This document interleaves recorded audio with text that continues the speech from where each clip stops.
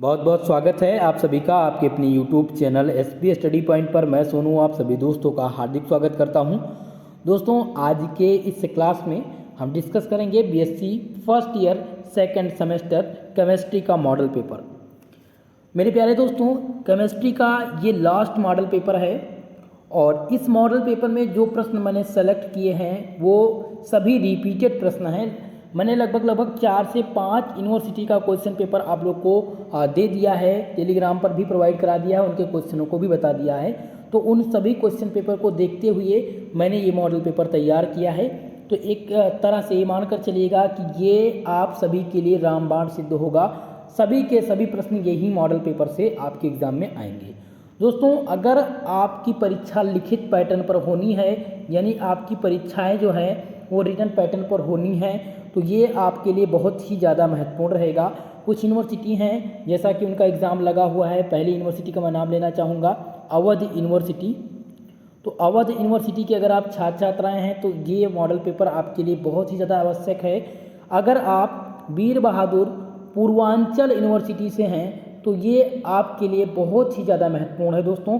बाकी आप चौधरी चरण यूनिवर्सिटी से हों या अदर यूनिवर्सिटी से हों, किसी भी यूनिवर्सिटी से बिलोंग करते हों, अगर आपकी परीक्षा लिखित होनी है तो ये मॉडल पेपर ऐसा है कि यहाँ से लगभग 85% आपके एग्ज़ाम में क्वेश्चन आएगा।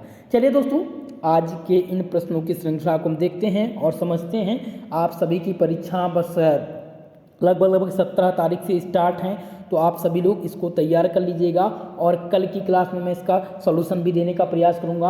हालांकि जो प्रश्न हैं उनको मैं बताने का भी प्रयास करूंगा, लिखना कैसे है, कैसे क्या करना है। चलिए तो दोस्तों, आप सेकंड सेमेस्टर में हैं और सेकंड सेमेस्टर में जो आपकी केमिस्ट्री है उसका नाम है bio organic and medicinal chemistry. ये पूरा का पूरा मॉडल पेपर नई शिक्षा नीति के आधार पर तैयार किया गया है, यानी कि जो नई शिक्षा राष्ट्रीय शिक्षा नीति लागू हुई है इसके तहत सभी यूनिवर्सिटी का पाठ्यक्रम सेम कर दिया गया है। दूसरी बात दोस्तों, आप ध्यान रखिएगा, जो आपके YouTube पर अब क्लास होगी वो रोज़ रात 8 बजे आपकी केमिस्ट्री, 9 बजे फिजिक्स की क्लास और बॉटनी और जूलॉजी की अब आपकी सुबह क्लास कर दी गई है, यानी मॉर्निंग में क्लास हो गई है। जब आपका थर्ड सेमेस्टर स्टार्ट होगा तो थर्ड सेमेस्टर में भी यही टाइम रहने वाला है। मुझे लगता है कि इतनी जानकारी से आप संतुष्ट हो जाएंगे। चलिए क्लास की तरफ बढ़ते हैं। दोस्तों सबसे पहले आप ये जान लीजिए कि आपको कॉपी में कैसे लिखना है। तो कॉपी में जो प्रश्न लिखना है उनके लिए मैं आपको कल एक क्लास में बताने वाला हूं। हालांकि मैं इस प्रश्न पत्र में भी आपको समझाता रहूँगा। आपका प्रश्न पत्र 3 सेक्शन में होता है, जैसा आप सबको पता है, सेक्शन ए, सेक्शन बी और सेक्शन सी। तो सेक्शन ए में जो प्रश्न पूछे जाते हैं मित्रों वो सभी वेरी शॉर्ट टाइप के होते हैं, जिन्हें कहते हैं अति लघुत्तरीय प्रश्न। थ्योरी का जो मार्क्स होता है वो 75 नंबर का होता है। समय इसके लिए 3 घंटे मिलते हैं और किसी यूनिवर्सिटी में 2 घंटे का भी समय दिया जाता है।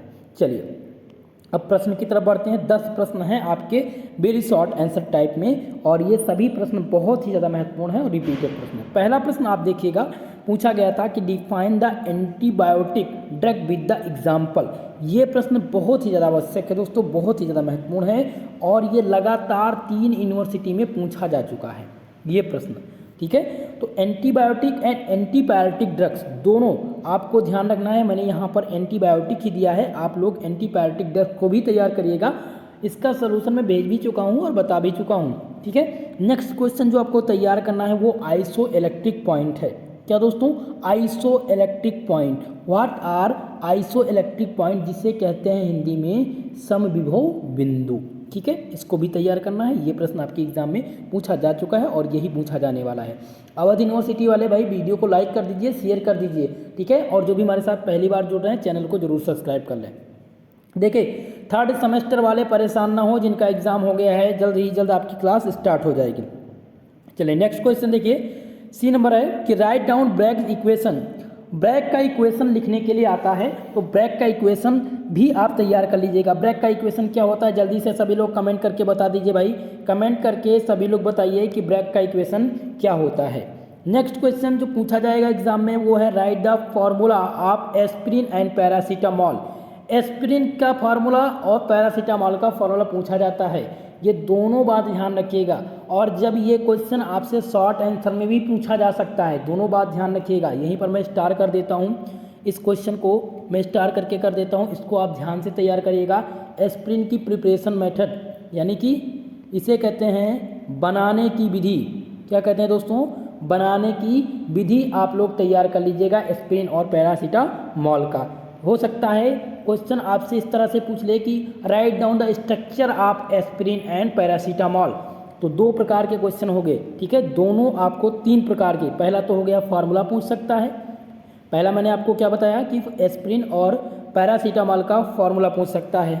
दूसरी बात ये क्या पूछ सकता है, ये स्ट्रक्चर पूछ सकता है, स्ट्रक्चर। और तीसरा जो पूछेगा वो प्रिपरेशन मेथड यानी बनाने की विधि पूछा जा सकता है। तो ये क्वेश्चन बहुत ही ज़्यादा महत्वपूर्ण है। क्वेश्चन नंबर आपका डी, इसको आप ध्यान से रट डालिएगा, तैयार कर डालिएगा, ठीक है।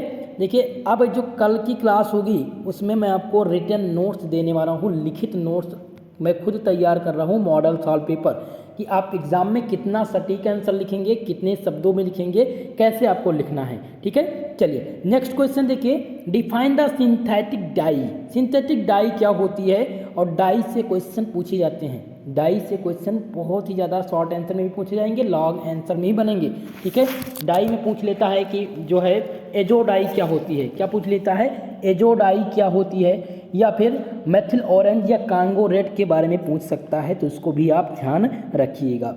ये नहीं है कि यही मॉडल पेपर, देखिए ये model paper last model paper है, मैं आपको बता दूं कि ये लास्ट मॉडल पेपर है और ये मैंने सभी प्रश्न पत्र को देख करके तैयार किया है आप सभी के लिए। इसके पहले जितने लोग हमारी क्लास देख रहे होंगे आपने देखा होगा कि केमिस्ट्री में मैं लगभग 3 मॉडल पेपर भी दे चुका हूँ, कई सारे इंपॉर्टेंट टॉपिक भी बता चुका हूँ। तो अगर वो तैयार करते रहे होंगे तो उनको ये सारी टॉपिकें तैयार होंगी, ये सभी क्वेश्चन आपको आते होंगे। नेक्स्ट क्वेश्चन देखिएगा, define the term of इपीमर and anomer.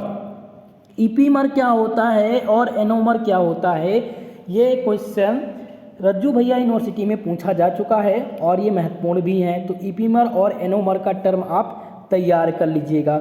Next question है जो लगभग सभी यूनिवर्सिटी में पूछा गया है, what are reducing and non reducing sugar.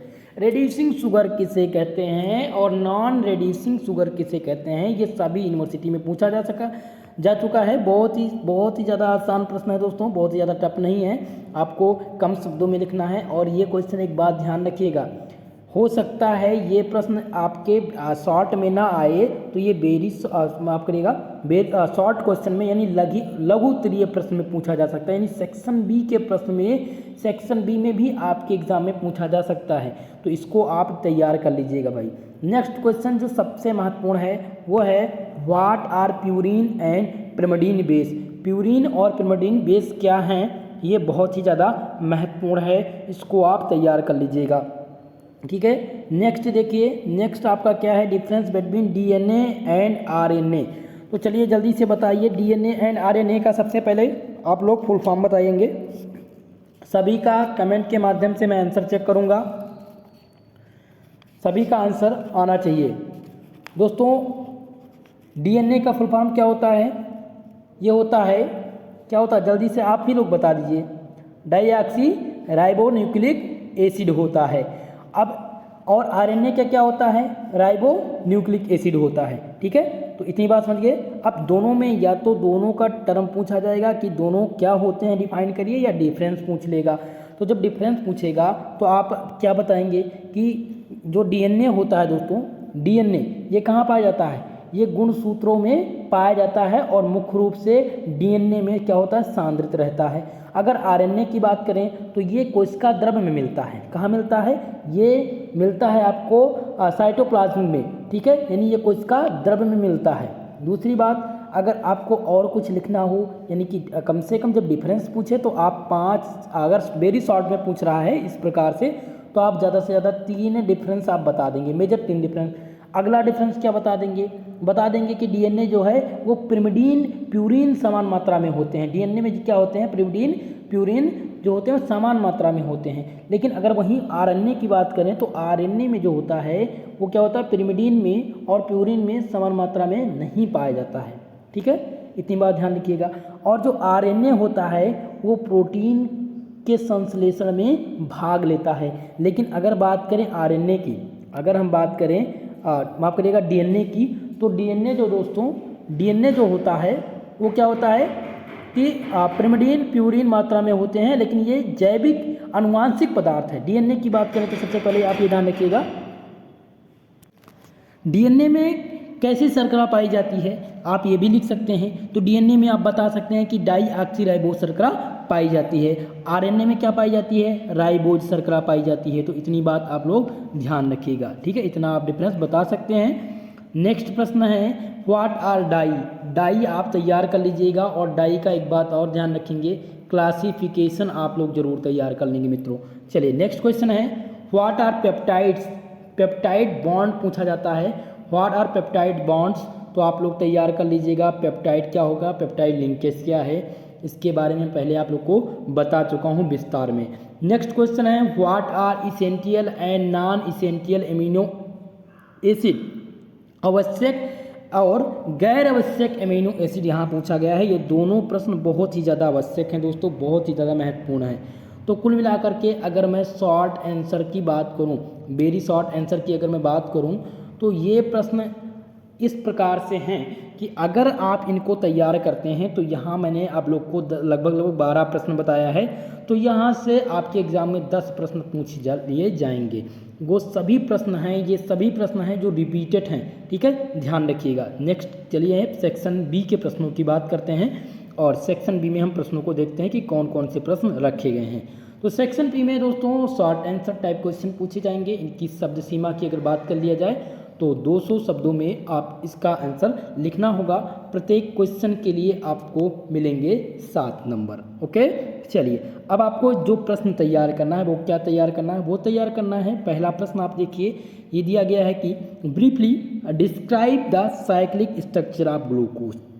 Glucose का साइक्लिक स्ट्रक्चर 3 यूनिवर्सिटी में लगातार पूछा जा चुका है। तो इस बार आपके यूनिवर्सिटी में, यानी अवध यूनिवर्सिटी, वीर बहादुर पूर्वांचल यूनिवर्सिटी, सीसीएस यूनिवर्सिटी में आने की संभावना बनी है। तो इसलिए आप ग्लूकोज का साइक्लिक स्ट्रक्चर जरूर तैयार करें। नेक्स्ट क्वेश्चन जो पूछा जाएगा वो है what are carbohydrates and give their classification. सभी यूनिवर्सिटी में पूछा गया है, कोई ऐसी यूनिवर्सिटी नहीं है जो ये क्वेश्चन ना पूछी हो, ठीक है। तो ये क्वेश्चन आप लोग ध्यान से तैयार कर लीजिएगा। अब आप देखें तो 2 क्वेश्चन आपको केमिस्ट्री ऑफ कार्बोहाइड्रेट से मिल रहे हैं, ठीक है, मिल रहे हैं ना। तो ये दोनों क्वेश्चन बहुत ही ज़्यादा महत्वपूर्ण है।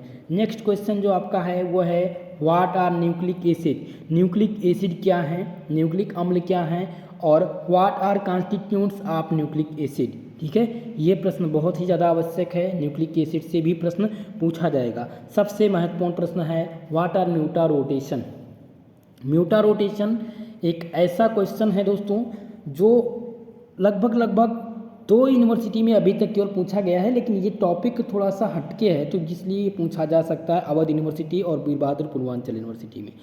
इसका मैकेनिज्म यानी क्रिया विधि भी पूछ ली जाती है कि what are mutarotation and give their क्या बताएंगे आप, यानी कि मैकेनिज्म, क्रिया विधि। तो आप आंसर किस प्रकार से लिखेंगे, सबसे पहले आप म्यूटा रोटेशन के बारे में बताएंगे, म्यूटा रोटेशन क्या होता है, उसके बाद में आप इसके मैकेनिज्म को डिफाइन करेंगे। ओके, तो ये क्वेश्चन नंबर 5 भी आप लोग तैयार कर लीजिएगा। मैं आप सभी को बता दूं, जितने लोग इस क्लास को अभी देख रहे हैं सभी लोग वीडियो को सबसे पहले तो लाइक कर दिए भाई, और दूसरी बात यह है, नोट कर लीजिए सभी लोग कि ये जो मॉडल पेपर है, अगर आप चाहते हैं कि आप अच्छा नंबर लाएँ, अगर अभी तक कुछ तैयार नहीं है आपका, तो इस मॉडल पेपर पे अपना 100% दे करके 100% दीजिए।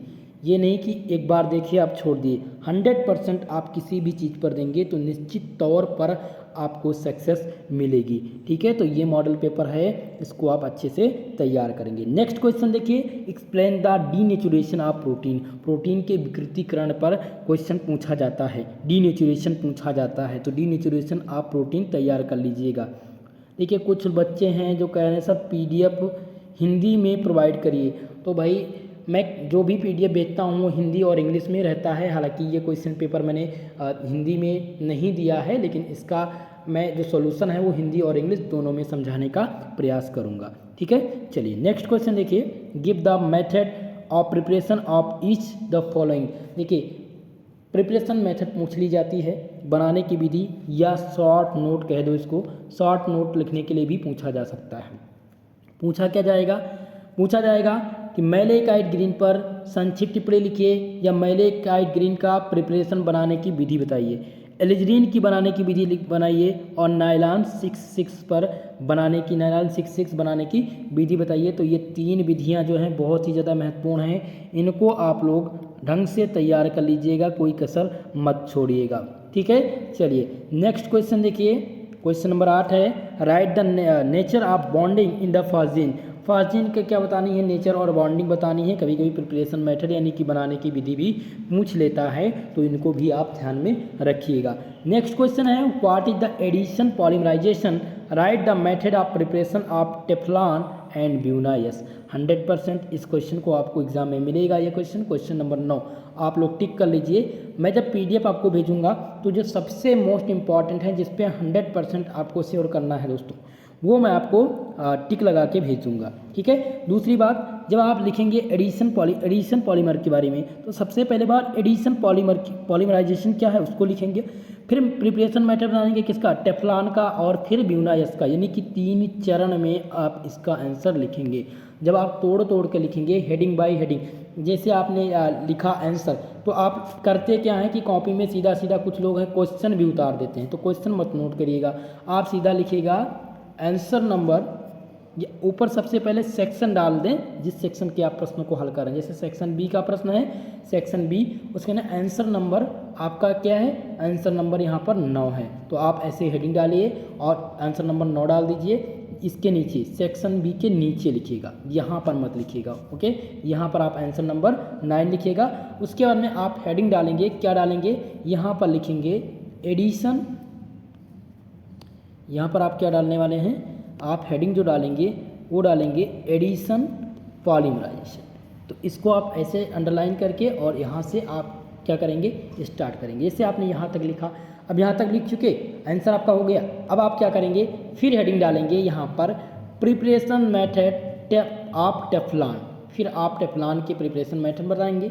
उसके अंदर तीसरा चरण आप क्या लिखेंगे, या आप स्टार करके लिखिए या आप नंबरिंग कर दीजिए, लेकिन इसको क्या करिए, जैसे आपने यहाँ पर लिखा कि व्हाट आर एडिशन पॉलीमर, एक बार अंडरलाइन नीचे जरूर करिए। ठीक है, अब फिर आप जब लिखेंगे तो preparation methods of Teflon and Buna S, तो ऐसे आप अंडरलाइन करके लिखेंगे तो आपको जो एग्जामिनर रहेगा वो अच्छा नंबर देगा, क्योंकि आपका जो आंसर रहेगा वो क्लियर दिखेगा उसको। ओके, चलिए क्वेश्चन नंबर 10 देखिए, explain the concept of retrosynthesis approach. Retrosynthesis approach जो है वो पूछा जाता है, पूछा भी जा चुका है, तो इसलिए क्वेश्चन नंबर 10 को तैयार करिएगा दोस्तों। सेक्शन के बी में कुल मिलाकर के जो मैंने प्रश्न आपको दिए हैं वो 10 दिए हैं, जिनमें से केवल 5 प्रश्न ही आपको हल करने हैं और 10 के 10 प्रश्न आपके एग्जाम में आएंगे। तो अगर आप ये 10 तैयार करते हैं तो 5 नंबर तो आपका यहाँ से 5 क्वेश्चन पक्का है, इसमें कटने का कोई चांस बन ही नहीं सकता। ठीक है, तो इतनी बात आप ध्यान रखिएगा। शब्द सीमा यानी कैसे लिखना है वो कल की क्लास में मैं आपको बताऊंगा। सेक्शन सी के प्रश्न की बात करते हैं। सेक्शन सी जो प्रश्न होता है वो आपका लॉन्ग आंसर टाइप का होता है, यहाँ पर लॉन्ग आंसर टाइप के क्वेश्चन पूछे जाते हैं दोस्तों।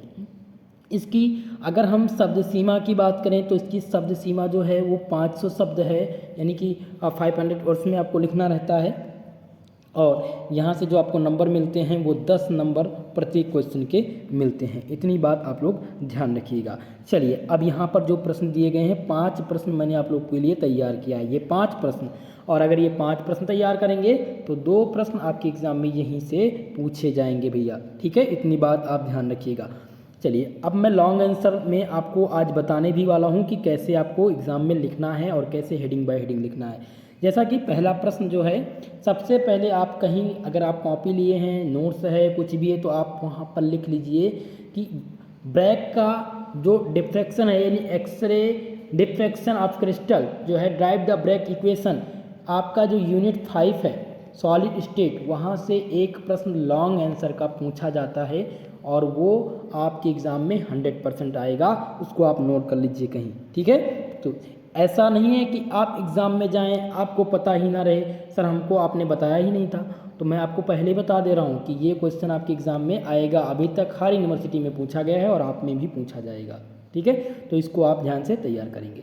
अब देखिए क्वेश्चन जो पूछता है वो पूछता है drive the Bragg equation, Bragg के इक्वेशन का निगमन कीजिए for X ray diffraction by crystal, ठीक है, डिस्कस इट्स एप्लीकेशन, यानी इसके एप्लीकेशन को भी डिस्कस करिए, और study of the crystal structure, structure के यानी क्रिस्टल स्ट्रक्चर के स्टडी अध्ययन के बारे में इनके जो एप्लीकेशन हैं उनको आप बताइए और इनके सूत्र का निगमन कीजिए। तो पहला जो प्रश्न है ये आपका, ये बहुत ही महत्वपूर्ण है। इसका आंसर आप कैसे लिखेंगे, मैंने अभी पहले भी बताया।